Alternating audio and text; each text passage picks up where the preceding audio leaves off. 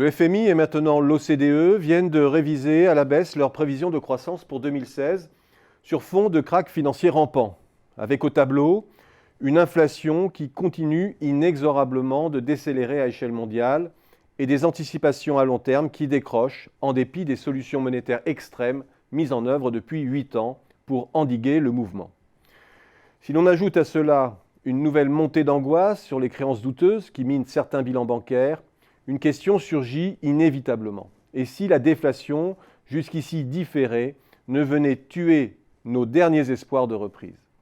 La décélération de l'activité ne va-t-elle pas emporter nos dernières lignes de défense au moment où les États et les banques centrales auraient épuisé leurs munitions?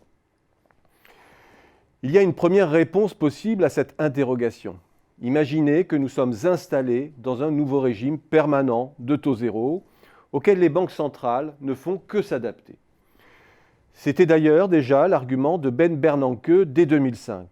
L'épargne est structurellement en excès, les taux baissent ainsi que l'inflation, et cette baisse structurelle des taux nominaux a pour effet mécanique d'augmenter la valeur des titres à revenus fixes, mais aussi celle de l'immobilier et des actions. Et cette inflation des actifs absorbe la liquidité émise par les banques centrales. L'explosion des bilans des banques centrales serait ainsi un ajustement nécessaire pour assurer la liquidité des marchés.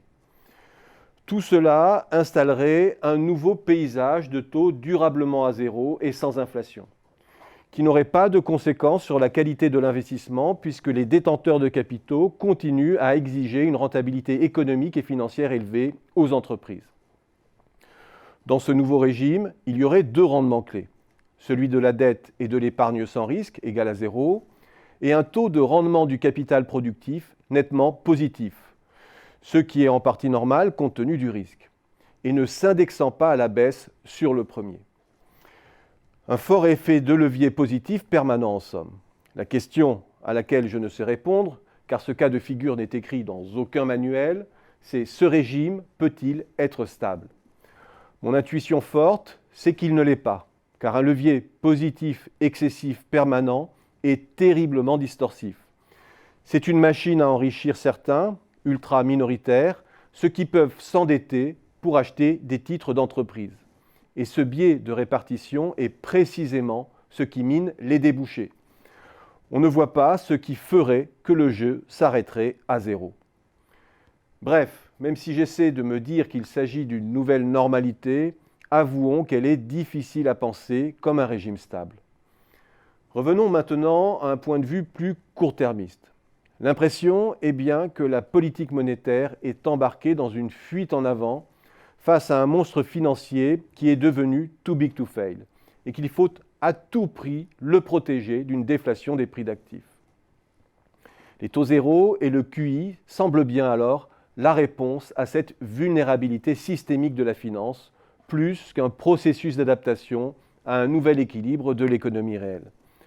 Et dans cet environnement de taux zéro, il semble bien que la quête de rendement amène les intermédiaires à s'exposer à des risques croissants, et ce, dans un contexte de plus en plus instable qui dégrade peu à peu leur bilan. Bref, il est bien difficile de se départir de l'idée que nous sommes sur le fil du rasoir, notamment si la croissance mondiale devait caler. On peut bien sûr toujours imaginer quelque issue positive à court terme, celle notamment où les investisseurs sortiraient peu à peu du segment obligataire pour se replier vers les actions dont on a dit maintes fois qu'elles étaient loin d'avoir éclusé le potentiel de hausse que permettrait en théorie un régime permanent de taux zéro. Bref, une nouvelle vache à lait pourrait encore quelque temps différer la grande culbute. Mais là encore, on ne peut s'empêcher de penser que c'est reculer pour mieux sauter dans un nouvel épisode de debt deflation.